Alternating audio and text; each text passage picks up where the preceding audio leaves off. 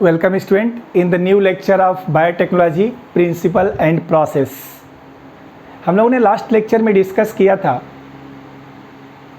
कि recombinant DNA technology के कौन कौन से टूल्स होते हैं और रिकॉम्बिनेंट डीएनए टेक्नोलॉजी क्या होती है। इसके बारे में हम लोग डिस्कस किए थे कि रिकॉम्बिनेंट डीएनए टेक्नोलॉजी का ही दूसरा नाम जेनेटिक इंजीनियरिंग होता है। What is genetic engineering? The recombinant DNA technology is known as genetic engineering. It is also known as rDNA technology.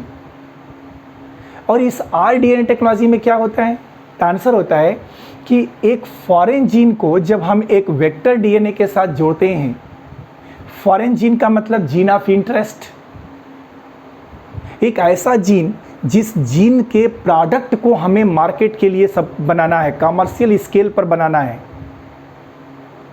कोई वैक्सीन बनानी है, कोई मेडिसिन बनाना है, कोई एंटीबायोटिक्स बनाना है, कोई प्रोटीन बनाना है, कोई विटामिन्स बनाना है, कोई एंटीबायोटिक्स एंटीबॉडीज बनाना है। तो कोई भी चीज़ जो हमें बनानी है और लार्ज स्केल पर बनानी है, तो उसको बनाने वाला जो जीन है वही जीन फॉरेन जीन होता है, एलियन जीन होता है, जीन ऑफ इंटरेस्ट होता है। और चूंकि प्रोडक्ट को लार्ज स्केल पर बनाना है तो हमें उस फॉरेन जीन का जो कैटलिस्ट का काम करेगा, फॉरेन जीन हमारा, उसकी संख्या भी ज़्यादा बढ़ानी है। और संख्या ज़्यादा बढ़ाने के लिए उसकी क्लोनिंग कराना जरूरी होता है। तो फॉर द जीन क्लोनिंग, इस फॉरेन डीएनए को हम इस वेक्टर डीएनए के साथ डीएनए लाइगेज की सहायता से जोड़ देते हैं, तो एक रिकॉम्बिनेंट डीएनए तैयार हो जाता है। इसी का नाम आरडीएनए भी होता है और इसी का नाम काइमेरिक डीएनए भी होता है। अब इसमें टूल्स कौन कौन से आते हैं, हम कैसे इस डीएनए को बनाते हैं? तो 3 तरह के टूल्स हम लोग डिस्कस कर रहे थे। एक एंजाइम, एक क्लोनिंग वेक्टर और एक कॉम्पिटेंट होस्ट। हम लोग डिस्कस कर रहे थे एंजाइम में एक पर्टिकुलर एंजाइम का नाम, जिसका नाम था रेस्ट्रिक्शन एंडोन्यूक्लियस, जिसको मॉलिक्यूलर सीजर या मॉलिक्यूलर स्कैल्पेल्स कहा जाता है। उस रेस्ट्रिक्शन एंडोन्यूक्लियस एंजाइम का प्रॉपर्टी क्या होती है? तो ये एक ऐसा एंजाइम होता है जो डीएनए को छोटे छोटे अलग अलग पीसेस में कट कर देता है, छोटे छोटे बड़े बड़े अलग अलग साइज के। The enzyme which cut the DNA into variable size DNA fragments is known as restriction endonuclease। और इस रेस्ट्रिक्शन एंडोन्यूक्लियस में इसका फंक्शन कैसे होता है? तो हम लोगों ने पढ़ा था कि ये रेस्ट्रिक्शन एंडोन्यूक्लियस डीएनए की पूरी लंबाई तक, होल लेंथ तक इंस्पेक्शन करता है, निरीक्षण करता है, करेगा। फिर एक बार जब इस एंजाइम को उसका अपना रिकॉग्निशन सीक्वेंस मिल जाएगा तो उस रिकॉग्निशन सीक्वेंस पर बाइंड कर जाएगा, जो कि उस एंजाइम का पैलिंड्रोमिक सीक्वेंस होगा। वही रिकॉग्निशन सीक्वेंस एंजाइम का भी होता है और वह पैलिंड्रोमिक सीक्वेंस कहलाता है। अब क्या होता है? तो यह एंजाइम अपने उसी पैलिंड्रोमिक सीक्वेंस रिकॉग्निशन साइट को बाइंड करेगा और उसको उस पैलिंड्रोमिक सीक्वेंस के सेंटर से लिटिल अवे दोनों स्ट्रैंड को two same base pair at same site पर कट कर देगा। बेस पेयर भी सेम होंगे, पहले वाले स्ट्रैंड के और दूसरे वाले स्ट्रैंड के, और साइट भी दोनों की सेम होगी कि एक स्ट्रैंड को अगर 5' की तरफ कट कर रहा है तो दूसरे को भी 5' की तरफ ही कट करेगा। तो पैलिंड्रोमिक सीक्वेंस, उसके सेंटर से लिटिल अवे, दोनों स्ट्रैंड का बेस पेयर सेम और साइट सेम, वहाँ से कट कर देगा। जब कट कर देगा तो cut and free sticky and हो जाएगा। तो आज का लेक्चर हम लोग वहीं से स्टार्ट करेंगे कि restriction endonucleases cut the DNA strand a little away from the center of palindromic sequence, but between same two base pairs of opposite strand and same site, on same site. यहां तक आप लोग लिख चुके हैं। अब आगे बढ़ते हैं हम लोग इसके आगे।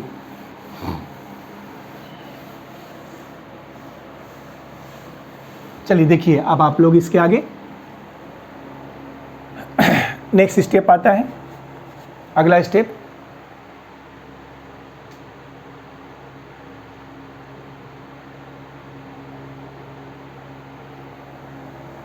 द रेस्ट्रिक्शन कट, जो रेस्ट्रिक्शन कट होगा, द रेस्ट्रिक्शन कट लीव, छोड़ता है कटने के बाद से, लीव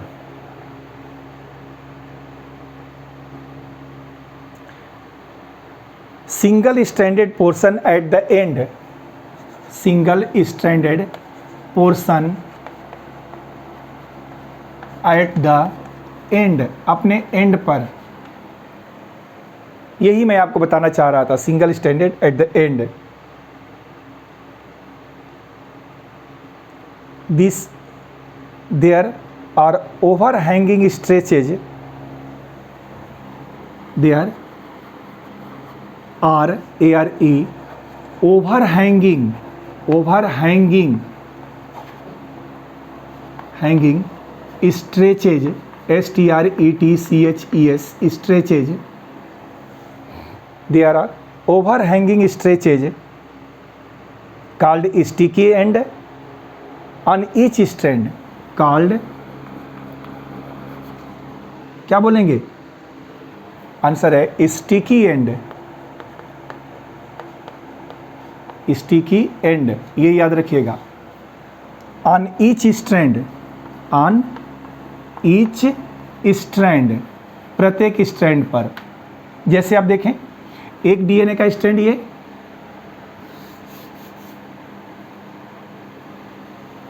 ये एक डीएनए का स्ट्रैंड ये 5' 3' 3' 5', ऐसे कट करना है इसको। ये एंजाइम यहाँ पर आ गया, मान लीजिए इसको रिकॉग्निशन सीक्वेंस इसका मिल गया यहाँ पर, ये रेस्ट्रिक्शन एंडोन्यूक्लियस। अब इसके सेंटर से लिटिल अवे यहाँ पर भी और यहाँ पर भी कट कर देगा। जब ये कट करेगा तो आप देखें ओवरहैंगिंग स्ट्रेच एक ये होगा, दूसरा ये इधर वाला भी आएगा,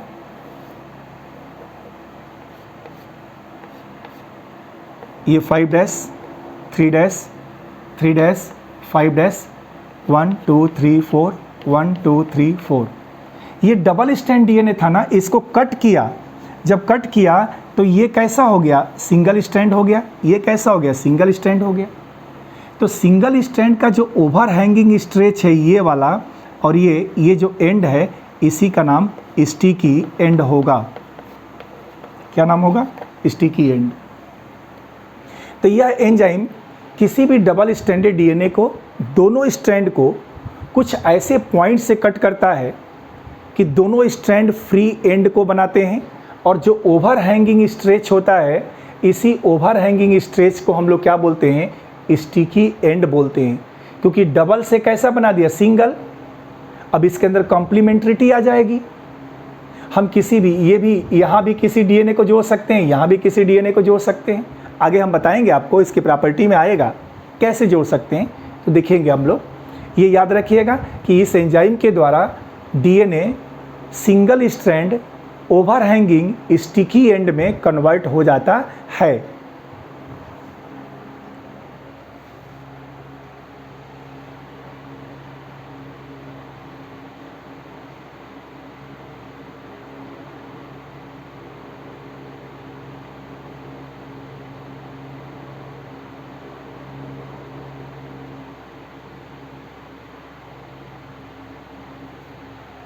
क्यों इसको कहते हैं, क्यों इसको स्टिकी एंड कहते हैं, तो इसका हाइड्रोजन बॉन्ड एक दूसरे का कॉम्प्लीमेंट्री होता है।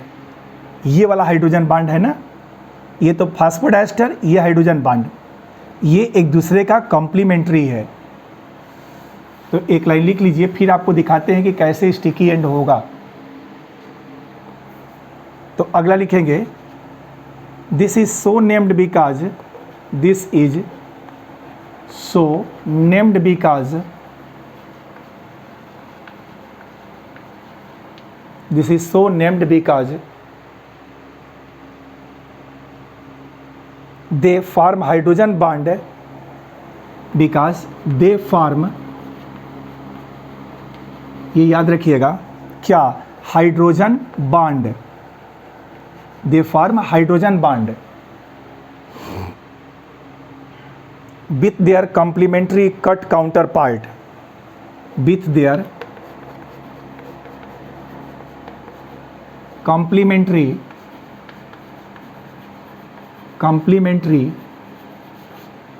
counterpart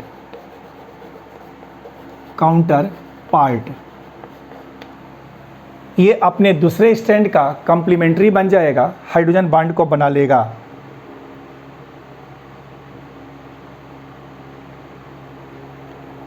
एक लाइन और लिख लीजिएगा, द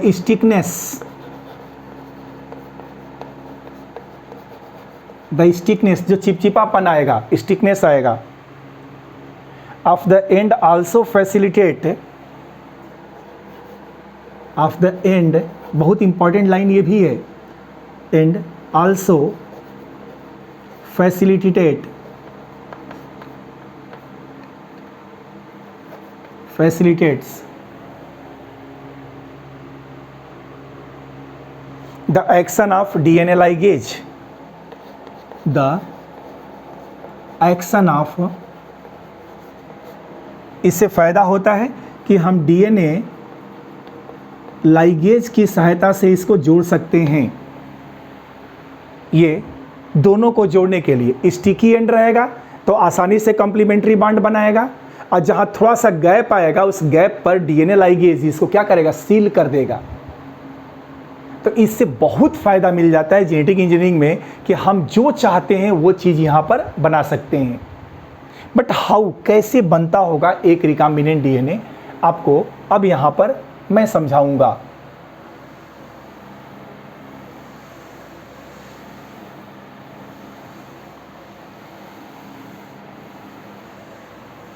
ये तो आप समझ गए हैं, इस तेज को भी मिटा देते हैं हम लोग।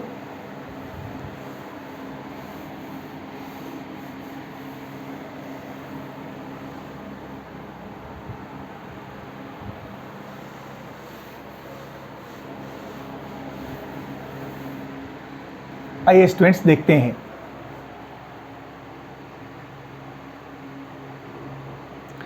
एक्शन ऑफ रेस्ट्रिक्शन एंडोन्यूक्लियेज, हेडिंग लीजिएगा सब लोग। एक्शन ऑफ रेस्ट्रिक्शन एंडोन्यूक्लियेज, इसका एक्शन कैसे होगा। वेक्टर और फॉरेन दो डीएनए को हमें लेना है। चलिए हम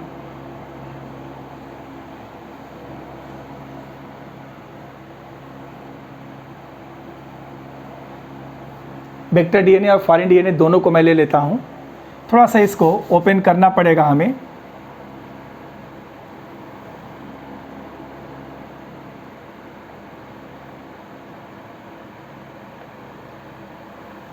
ऐसे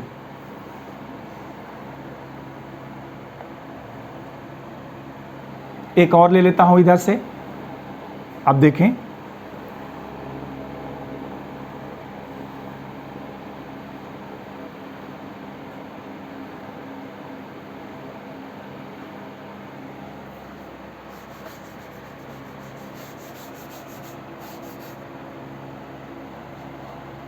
थोड़ा और लंबा कर दें हम लोग।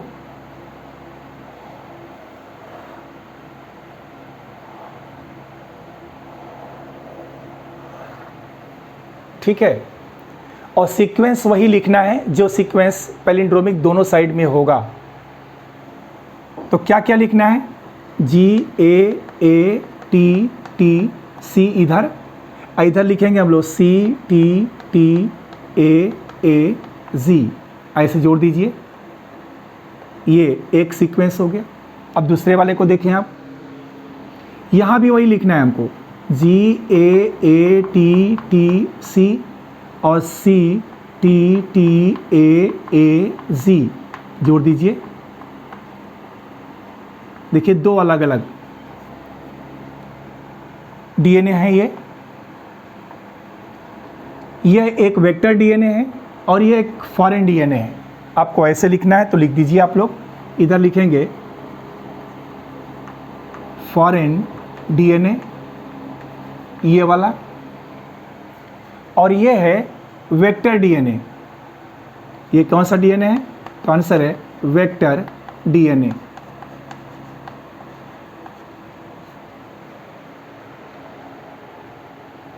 इसको मैं थोड़ा अलग लिख देता हूं क्योंकि जगह चाहिए हमको। इसका नाम वेक्टर डीएनए, वेक्टर डीएनए, ठीक है ना। ये वेक्टर डीएनए और ये कौन सा डीएनए भाई? तो this is foreign DNA. Clear. अब हमको इस फॉरेन डीएनए को इस वेक्टर डीएनए के साथ जोड़ना है, तो यहां पर एक एंजाइम का यूज करेंगे हम लोग, और वह एंजाइम मान लीजिए इकार 1 है, रेस्ट्रिक्शन एंडोन्यूक्लियस इकार 1, याद है ना आपको? ये एंजाइम का यूज करेंगे। तो यह एंजाइम इसको भी कट करेगा, इसको भी कट करेगा, दोनों को कट करेगा। और आपको याद रखना है कि जब कभी भी दो अलग अलग डीएनए को जोड़ना हो तो सेम रेस्ट्रिक्शन एंडोन्यूक्लियस का यूज किया जाता है। अगर मुझे वेक्टर को, या हम वेक्टर को जिस रेस्ट्रिक्शन एंडोन्यूक्लियस से कट करेंगे, फॉरेन को भी उसी से कट करना पड़ेगा। या दूसरे शब्दों में, जिस रेस्ट्रिक्शन एंडोन्यूक्लियस से हम फॉरेन को कट करेंगे उसी से हम वेक्टर को भी कट करेंगे, जिससे कि लेंथ इक्वल आए, लेंथ इक्वल आए डीएनए की और वो जुड़ सके। Same restriction endonuclease will be used. अब आइए आपको बताते हैं, यह जो एंजाइम होगा ये कहाँ कट करेगा भाई? कहाँ कट करेगा? तो आप देखिए इसका सीक्वेंस क्या था, यही था ना, और जी और ए के बीच में कट किया था, यहाँ पर कट कर देगा एक स्ट्रैंड। तो जी और ए के बीच में यहाँ भी कट लगाएगा, ऐसे जी और ए के बीच में यहाँ भी कट लगाएगा, तो जी और ए के बीच में यहाँ भी कट लगाएगा। मतलब दोनों स्ट्रैंड को सेम बेस पेयर पर ये कट करेगा, ये कट करेगा। ये लिख देता हूँ मैं कट, आपको याद रहे कि ना रहे पता नहीं मुझे, बट ये कट लगाएगा। यहाँ भी कट कर देते हैं, यहाँ भी, क्योंकि बार बार हम कट की ही बात कर रहे हैं। कट लगा दिया। चलिए आइए देखते हैं हम लोग कटने के बाद क्या मिलेगा। तो सुनिए, जब ये काटेगा तो ये वाला तो उड़ जाएगा ना, गायब। मतलब यहाँ पर अगर देखें आप तो छोटा सेगमेंट ये रह जाएगा और ये पूरा का पूरा यहाँ तक रहेगा। इसमें सिर्फ जी कट के निकलेगा, यहाँ a t t c cut के निकल जाएगा। क्या यहाँ बचेगा? इसे काटने के बाद जी बचेगा ना। तो देखिए इसके काटने के बाद मैं लिख देता हूँ जी केवल बचा, ये स्टिकी एंड ये हो गया। और यहाँ क्या बचा? तो देखिए सी भी बचा, आइए सी बचा ना, फिर टी टी ए बचा, और जी कट के निकल गया, इधर से कट के निकल गया। तो ऊपर से ये कट के निकल गया और इधर से जी कट के निकल गया। अब ये सीक्वेंस हमारे पास उपस्थित हो गया। यहाँ देखिएगा ध्यान से, यहाँ अगर आप चलें तो जी कट के निकलेगा और ये बचा रहेगा। तो इसको मैं ऐसे दे देता हूँ यहाँ पर,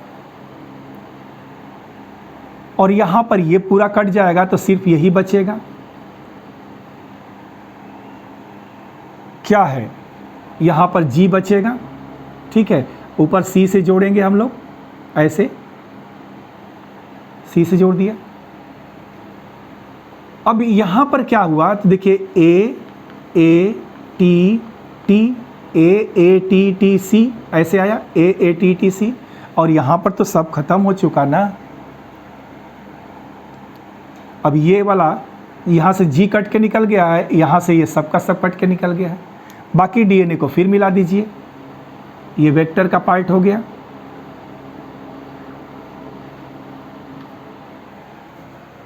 इसको मिला दीजिए आप,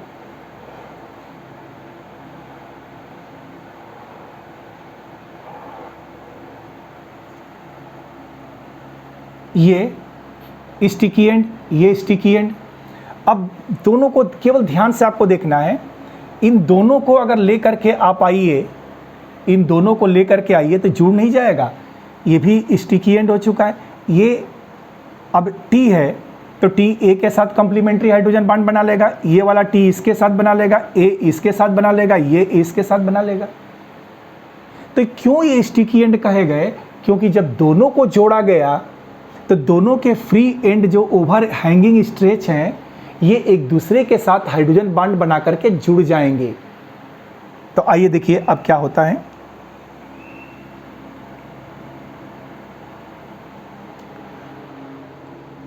इन दोनों को आप अपने से जरा जोड़िए तो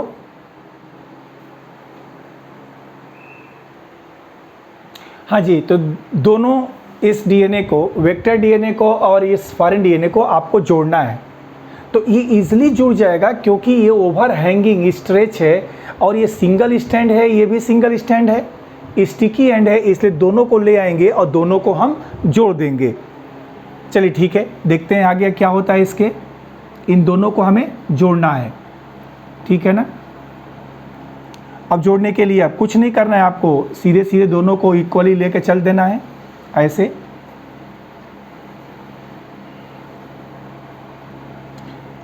देखिए इसमें क्या है, तो इधर की तरफ से आप देखें ध्यान से तो केवल G है और ये क्या है C, ये पहले से था, ये G और C पहले से था और इसके पास T T A A है ना, इतना ही था।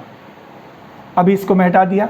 यहाँ पर देखिए एक गैप दिखाना होगा ज़रूरी, ये गैप यहाँ पर क्रिएटेड रहेगा और जब इसको इधर से ले आएंगे तो G तो था, यहाँ पर A T T C मिल जाएगा। तो ये क्या मिलेगा A T T और इधर क्या होगा C होगा, ये क्या होगा C होगा ना।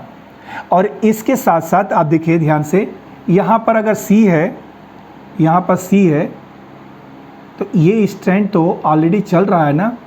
ये देखिए ये G नीचे वाला क्या है G, ये भी G और C, ये तो ऐसे आ गया। और ये फॉरेन का पार्ट हो गया, ये किसका पार्ट हो गया फॉरेन का। और इसको अगर आप देखें यहाँ पर एक रहेगा गैप यहाँ और यहाँ के बीच में, और ये जुड़ गए हैं और ये हो जाएगा वेक्टर का पार्ट।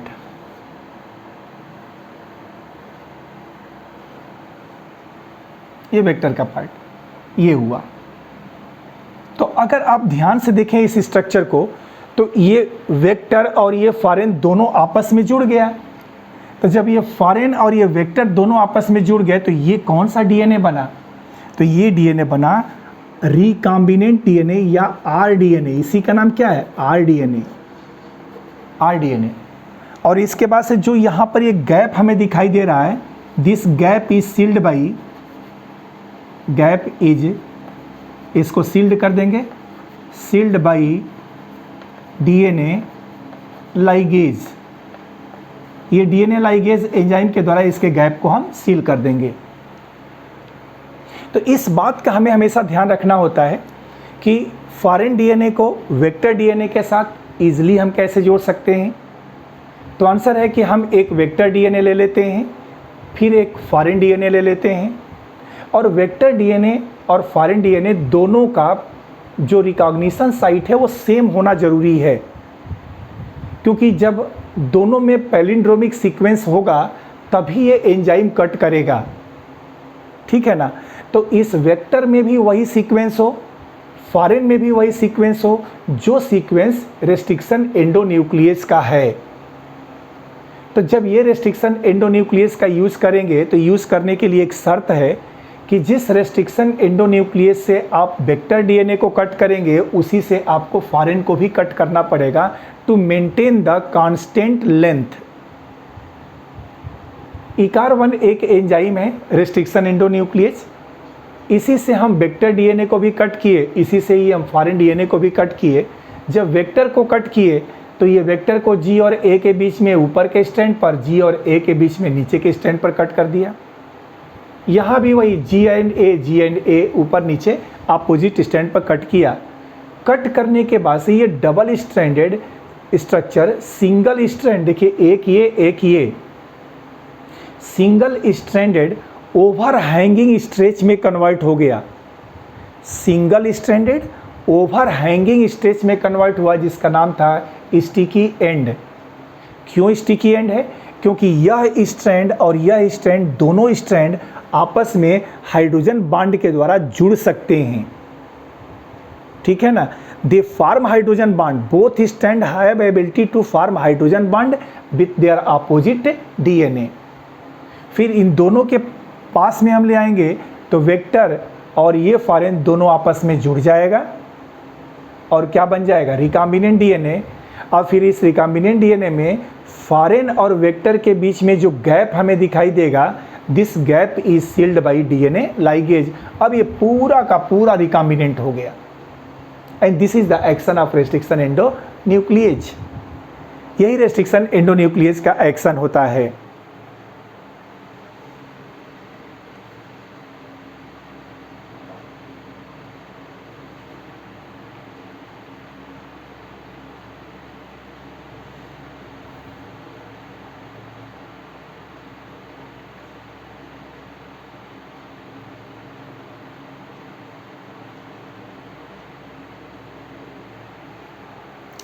ओके स्टूडेंट्स, ये आपने बना लिया। आगे रेस्ट्रिक्शन एंडोन्यूक्लियस में एक दो पॉइंट और हैं जिसको कि आप नोट कर लें।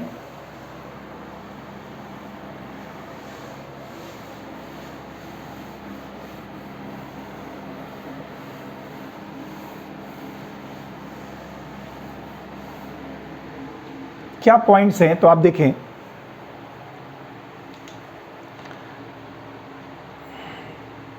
Restriction endonucleases are used, statement लिखेंगे, restriction endonucleases are used in genetic engineering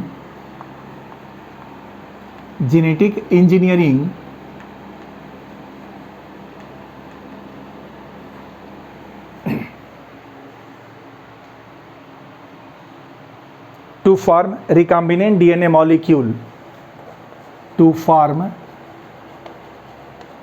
recombinant DNA molecule।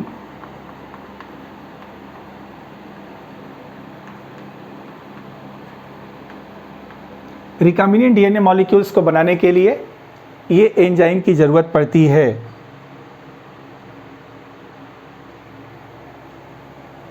Which is composed of, जो कि बना होता है कंपोज्ड ऑफ। किससे बना होगा? क्या एक ही तरह का डीएनए? नहीं भैया, दो कम से कम DNA from different source. Composed of DNA, बहुत important line, DNA from different source, different source oblique genome. ठीक है ना? जो ये फॉरेन डीएनए है ये कहीं और से निकाला गया है, ये वेक्टर कहीं और से निकाला गया है, तो दो डिफरेंट सोर्स के जीनोम को जोड़ने के लिए यूज होता है। मतलब जोड़ करके हम क्या बनाते हैं? Recombinant DNA. और इस एंजाइम का यूज रिकॉम्बिनेंट डीएनए बनाने के लिए होता है।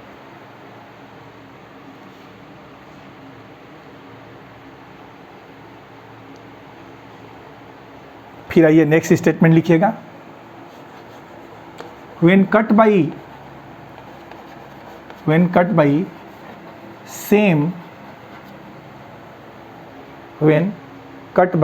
same restriction endonuclease, यहाँ पर ध्यान रखिएगा, सेम रेस्ट्रिक्शन एंडोन्यूक्लिएज। हम बता चुके हैं आपको कि सेम रेस्ट्रिक्शन एंडोन्यूक्लिएज से कट करना है। क्या फ़ायदा है? when cut by same restriction endonuclease, the resultant DNA fragment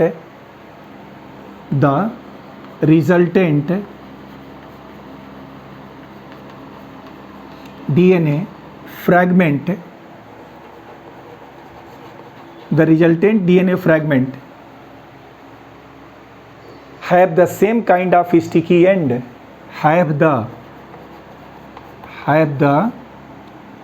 same kind of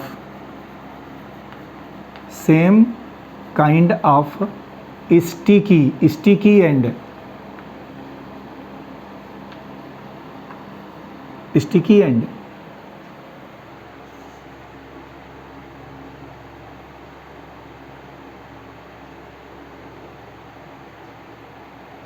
so that they can join end to end, so that they can join together by using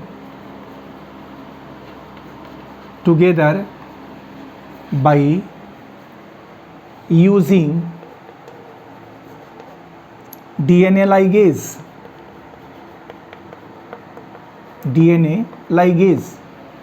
statement को जरा ध्यान से देखिए। क्यों मैंने बोला था कि वेक्टर और फॉरेन दोनों को सेम रेस्ट्रिक्शन एंजाइम से कट करेंगे, बोला था ना।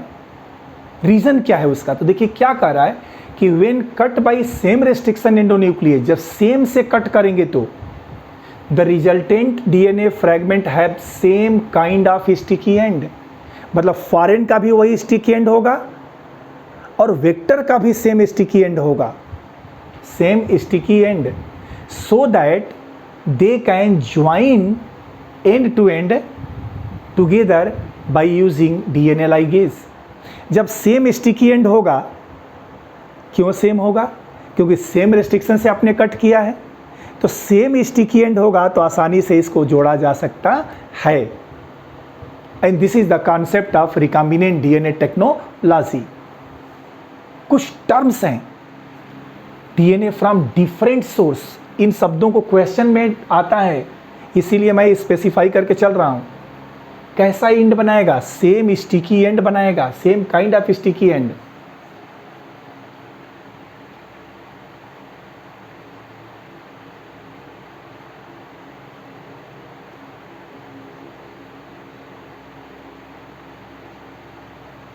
अगर आपने ऐसा नहीं किया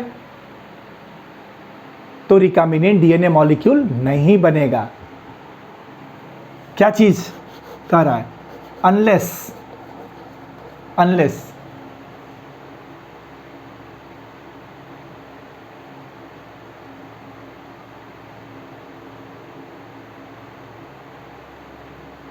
one cut the vector, unless एक वेक्टर को काटेगा, one cut the vector,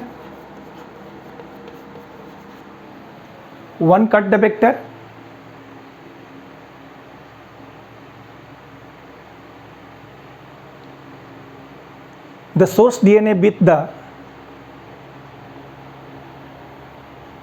one cut the vector, the source DNA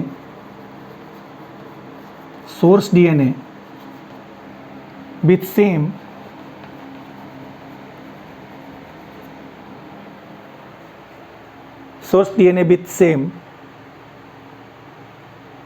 the recombinant DNA molecule cannot be created. The recombinant DNA molecules cannot be created, नहीं बनाया जा सकता। अगर आपने एक को किसी और से काटा, दूसरे को किसी और से काटा, तो दो अलग अलग स्टिकी एंड हो जाएंगे, और यदि ऐसा हुआ तो रिकॉम्बिनेंट डीएनए का फॉर्मेशन नहीं हो सकता। तो एक रिकॉम्बिनेंट डीएनए बनाने के लिए रेस्ट्रिक्शन एंजाइम का सेम होना दोनों के लिए, फॉरेन और वेक्टर के लिए, बहुत जरूरी है। ओके स्टूडेंट्स, एक और बात जो इसमें मुझे आपको बतानी है वो है कि रेस्ट्रिक्शन एंडोन्यूक्लियस के 3 अलग अलग क्लासेस होते हैं।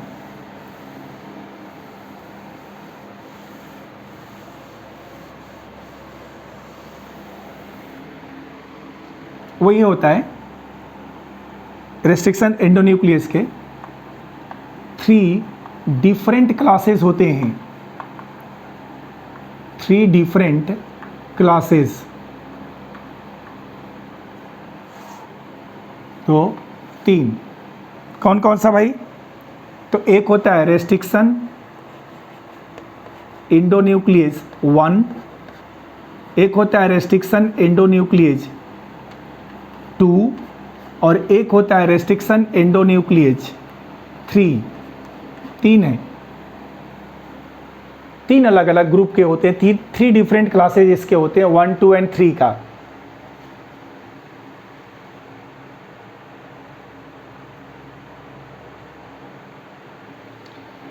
तीनों में क्या अंतर होता है?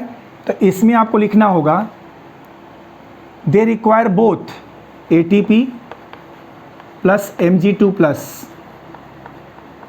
इसके लिए 1 में इसकी एक्टिविटी के लिए ATP और Mg2 प्लस दोनों की आवश्यकता होती है। इसमें only Mg2 plus 2, only Mg2 plus की आवश्यकता होगी, ATP की आवश्यकता नहीं होगी। नॉट ATP की आवश्यकता नहीं है।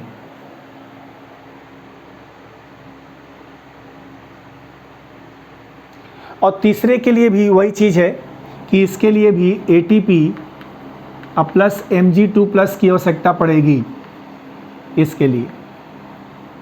ये ग्रुप आप देखिए ध्यान से, ये वाला जिसमें ATP की आवश्यकता नहीं है, and this is only class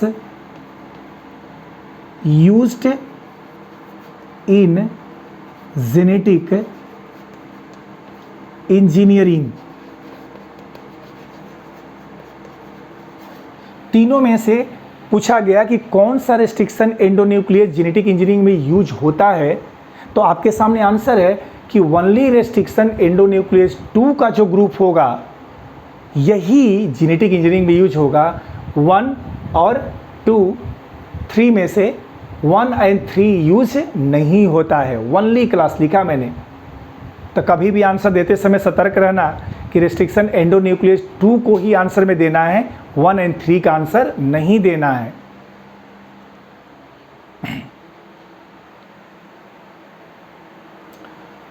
okay, चलिए फिर से एक बार हम लोग चलें। अब यहाँ से बायोलॉजिकल टूल्स में एंजाइम्स के बाद एक स्टेटमेंट हम लोगों को पढ़ना है।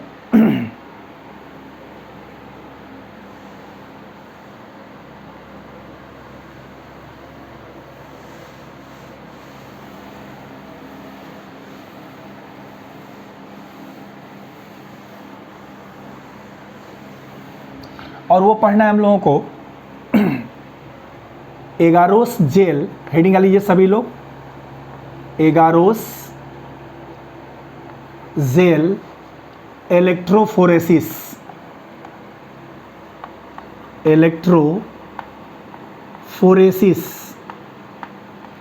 प्लाज्मिड से पहले हम लोगों को ये पढ़ना है, वेक्टर डीएनए से पहले हमें ये जानना जरूरी है। एगारोस जेल इलेक्ट्रोफोरेसिस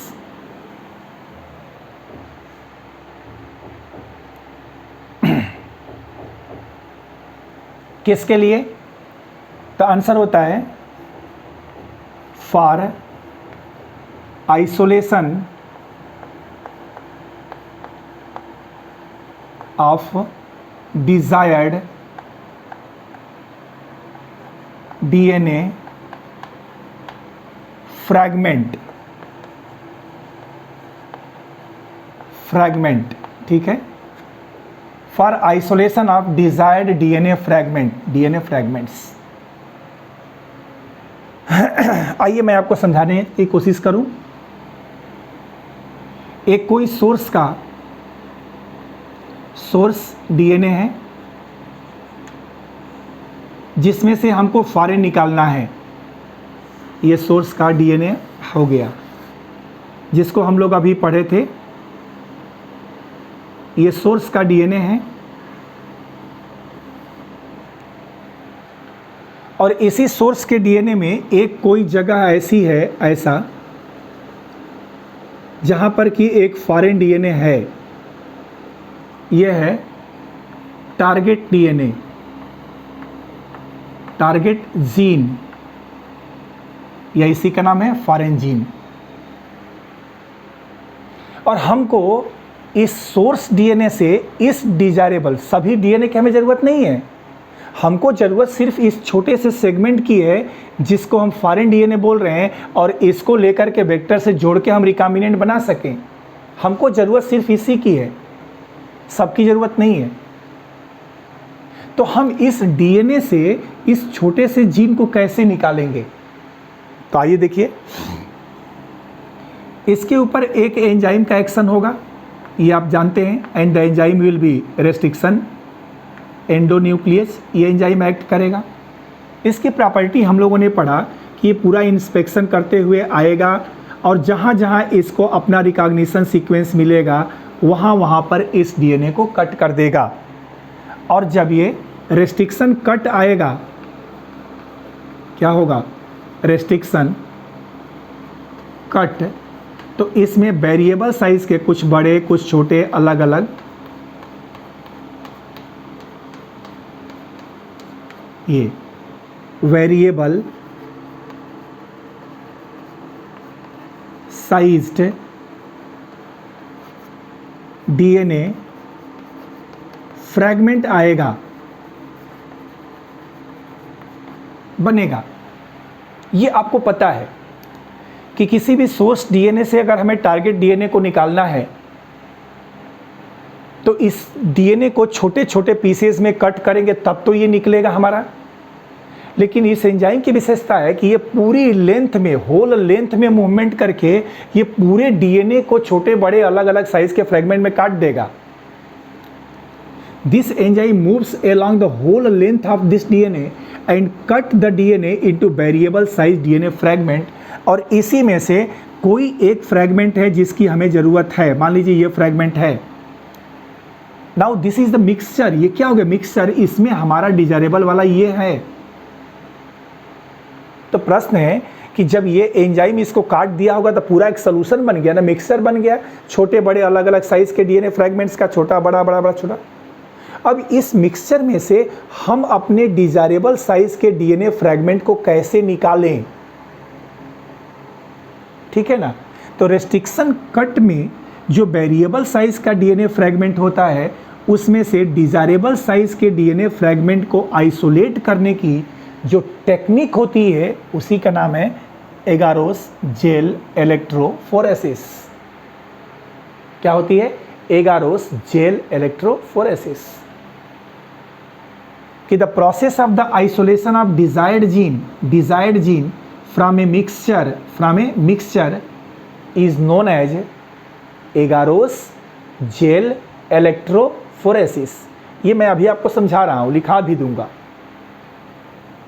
इसके लिए क्या करते हैं हम लोग? तो स्टूडेंट्स देखिए, इसके लिए एक सीवीड से बना हुआ सीवीड्स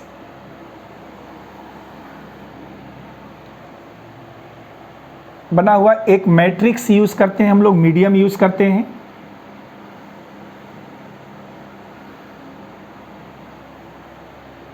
आप लोग मेरे साथ साथ बनाते रहेंगे।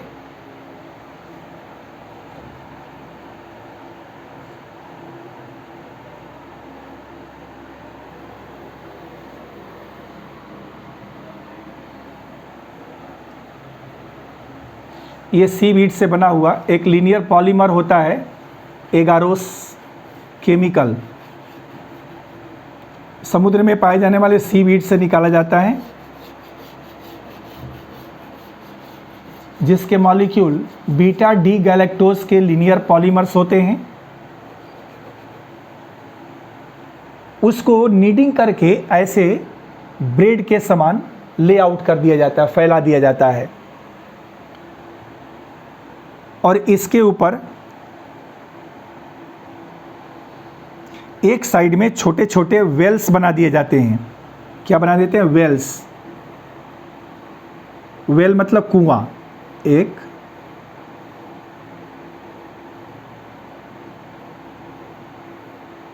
ठीक है ना। और इसके दूसरे साइड में, इस साइड में एनोड की एक प्लेट लगा दी जाती है। एनोड प्लेट क्या होती है? Anode.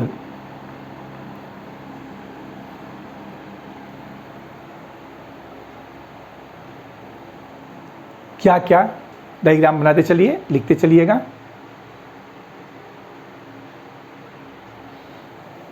This one is the agarose gel. ये क्या है? एगारोस, अभी आपको समझाएंगे क्या होता है, बट आप लिखिए this is agarose jail.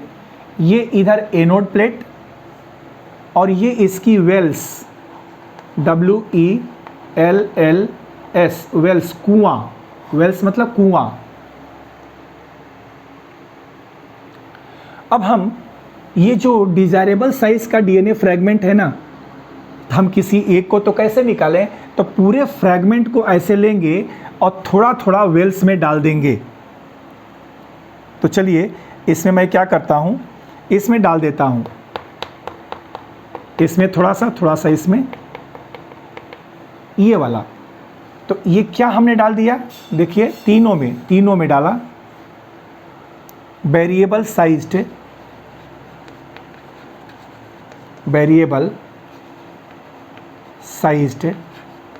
DNA fragment, यही क्या है, फ्रैगमेंट है। यहां से उठाया और थोड़ा इस वेल्स में, थोड़ा इसमें डाल दिया। क्लियर? प्लस इस DNA को स्टेन करने के लिए इस DNA के वेल्स में इथिडियम ब्रोमाइड, ये एक कलर होता है इथिडियम ब्रोमाइड स्टेन डाल देंगे। क्या डाल देंगे? Ethidium bromide. सब में डाल देंगे, इसमें भी, सभी जगह इथिडियम ब्रोमाइड। और सभी में हमने क्या डाल दिया, तो DNA के छोटे छोटे अलग अलग टुकड़ों को डाल दिया और इसमें इथिडियम ब्रोमाइड, जिससे कि स्टेन हो जाए, कलर हो जाए, क्योंकि DNA बैंड वाइट होता है और दिखता नहीं है। और इस पूरे प्लेट पर देखिए, इसमें से पूरा पर यहाँ से यहाँ तक UV प्लेट्स लगा देंगे। UV प्लेट्स, या इसको हम लोग माइक्रोस्कोप बोलेंगे, माइक्रोस्कोप। ये एक सेटअप है जो कि एगारोस जेल के लिए जरूरी होता है लगाने के लिए। एगारोस जेल में हमें एक मीडियम और मैट्रिक्स लेना पड़ेगा। मीडियम और मैट्रिक्स किसका बना है, तो सीवीड से निकले हुए एगारोस केमिकल का।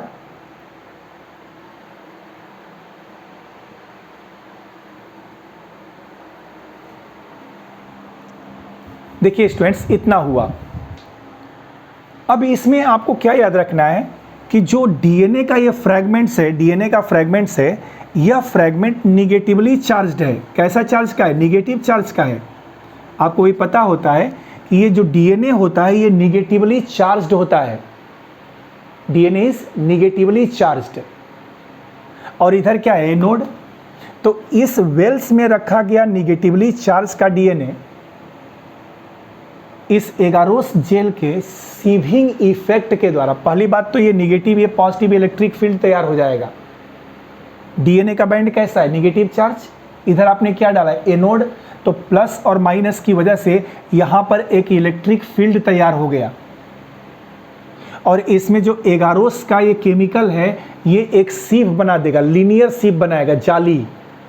सीविंग इफेक्ट यहां काम करेगा। तो ये निगेटिवली चार्ज का DNA पॉजिटिवली चार्ज एनोड की तरफ मूवमेंट करेगा ना। निगेटिव चार्ज का DNA कहाँ मूवमेंट करेगा, एनोड की तरफ। लेकिन इस DNA बैंड की मूवमेंट इसके साइज के इनवर्सली प्रोपोर्शनल होगी। जो इसकी मूवमेंट की वेलोसिटी होगी वो उसके साइज के इनवर्सली प्रोपोर्शनल होगी। जिससे क्या होगा, सामने देखिए, इससे अब DNA का बैंड चलेगा।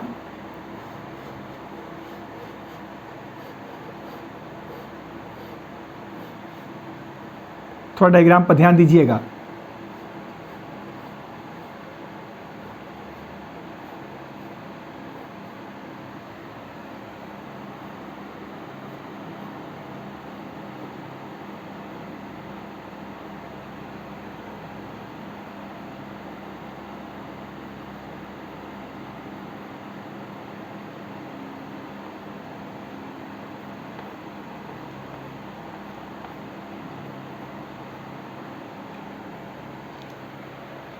जब ये डीएनए की, तो सबसे बड़े से, देखिए मैंने क्या बोला था, डीएनए बैंड जब मूवमेंट करेगा इसके ऊपर, निगेटिव चार्ज का है, कहाँ जाएगा, पॉजिटिव चार्ज की तरफ।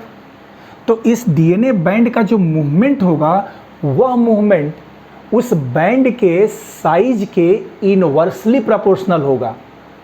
मतलब बड़ा वाला धीरे धीरे चलेगा, इनवर्सली है ना, तो बड़ा वाला धीरे धीरे चलेगा और छोटा वाला तेज चल जाएगा। तो जैसे ही इसका मूवमेंट होगा, तो बड़े साइज वाला बैंड धीरे धीरे चला तो वेल्स के पास रह गया, उससे छोटा थोड़ा आगे बढ़ा, उससे छोटा थोड़ा आगे बढ़ा, उससे छोटा सबसे आगे बढ़ गया। तो ये अलग अलग साइज के डीएनए फ्रैगमेंट इस पर बिल्कुल सेपरेट हो जाएंगे। इसी सेपरेशन की टेक्निक को हम लोग एगारोस जेल इलेक्ट्रोफोरेसिस कहते हैं। इसमें क्या आपको देखने को मिला, तो आप देखिए ना, दिस इज लार्जेस्ट और दिस इज स्मॉलेस्ट।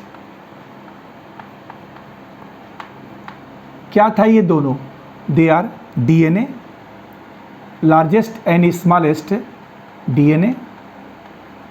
इधर की तरफ लार्जेस्ट है, इधर क्या हो गया, स्मॉलेस्ट हो गया। अब जिधर का आपको चाहिए उधर वाला उठा लीजिए, जिस साइज का चाहिए।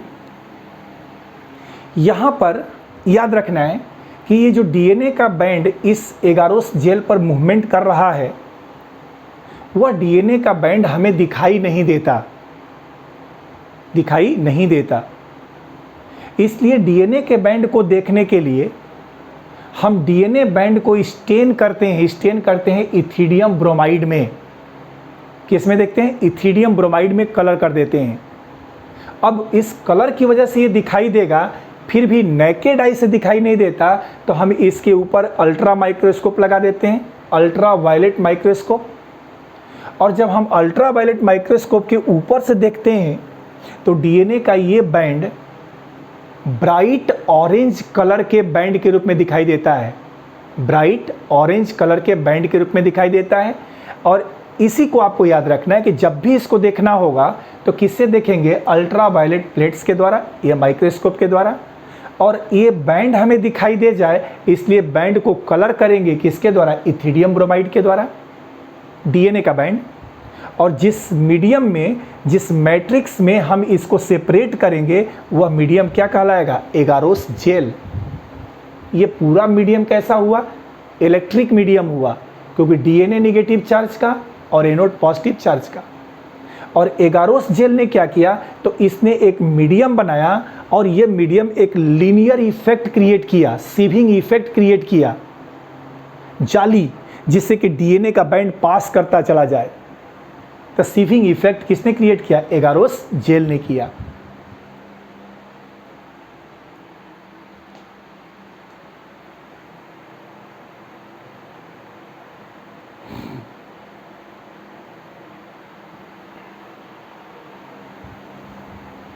इसको अभी मैं समझाऊंगा, अब देखें इसको।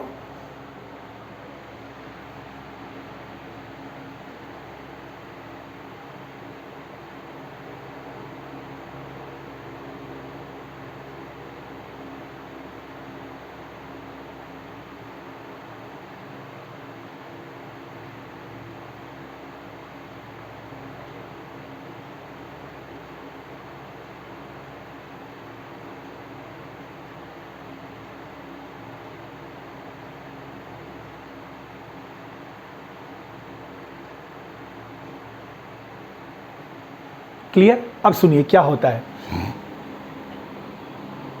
The restriction endonucleases when cut the source DNA or any DNA molecule, then this restriction endonuclease form variable sized DNA fragments. This restriction endonuclease form variable sized DNA fragments. So it is the mixture of different sized DNA fragments. Okay, first. Second, the process through which desirable sized DNA fragment are isolated from this mixture is known as agarose gel electrophoresis. The restriction cut of DNA resulted into the variable size DNA fragment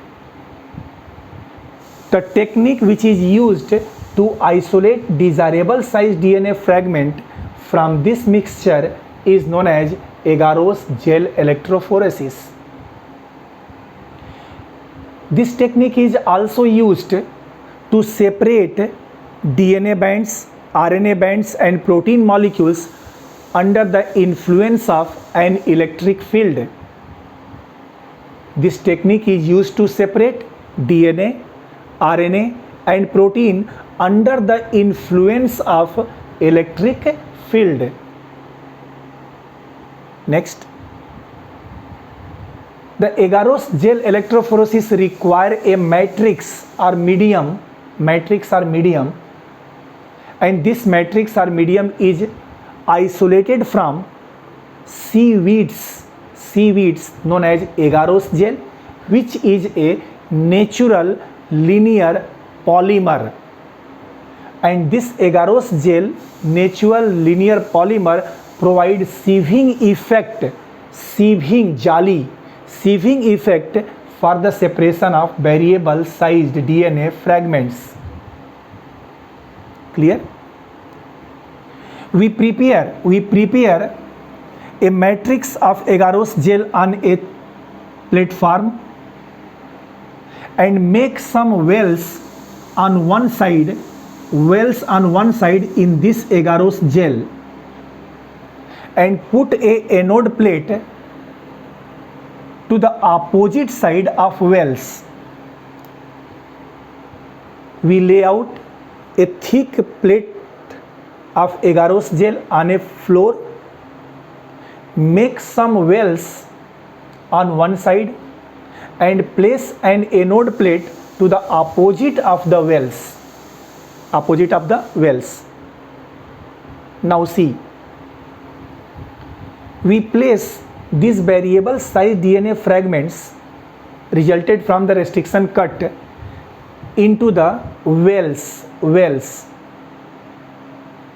To see the DNA bands are stained in ethidium bromide. As we know that DNA is negatively charged, so negatively charged DNA moves towards the anode plate under an electric field. The DNA bands are forced to move through anode plate by sieving effect provided by agarose gel. When DNA bands moves on the agarose gel, the DNA band can be visualized by using ultraviolet microscope, in which DNA band looks bright orange colored band.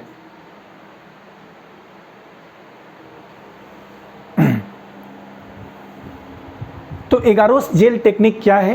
पहली condition, restriction cut के द्वारा DNA के अलग अलग variable size के DNA fragments बन जाते हैं। इस वेरिएबल साइज के डीएनए फ्रैगमेंट्स को में से डिजायरेबल साइज के डीएनए फ्रैगमेंट को अलग करने की टेक्निक को एगारोस जेल इलेक्ट्रोफोरेसिस कहा जाता है।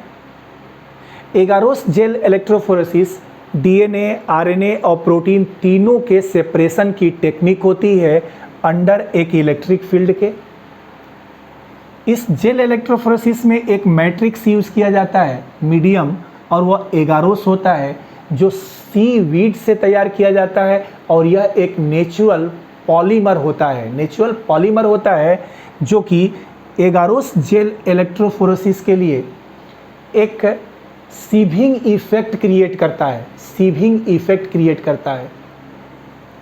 एक फ्लोर के ऊपर इस एगारोस जेल को लेआउट कर दिया जाता है। इसके एक साइड में वेल्स बना दिया जाता है, दूसरे साइड में एनोड की प्लेट रख दी जाती है।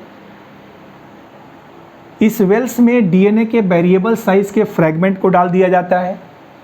डीएनए का फ्रैगमेंट निगेटिवली चार्ज होता है, सो यह एनोड प्लेट की तरफ मूवमेंट करता है, और डीएनए बैंड जो इलेक्ट्रिक फील्ड की वजह से एनोड की तरफ मूवमेंट करेगा, वह पुल्ड किया जाता है, पुश किया जाता है, फोर्स्ड किया जाता है by sieving effect provided by agarose gel.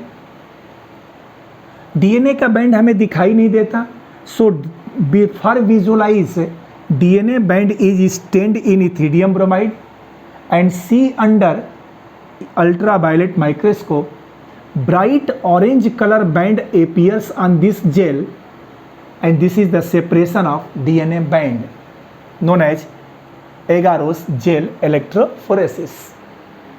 तो स्टूडेंट्स, आज के लेक्चर में बस इतना ही. इस एगारोस जेल टेक्निक को लिखा देंगे नेक्स्ट लेक्चर में. मैंने आपको समझा दिया है कि कैसे सेपरेट करते हैं, और इसके बाद तो हम लोग शुरू करेंगे क्लोनिंग वेक्टर के बारे में. Then wait for that important lecture. See you in that lecture. Till bye.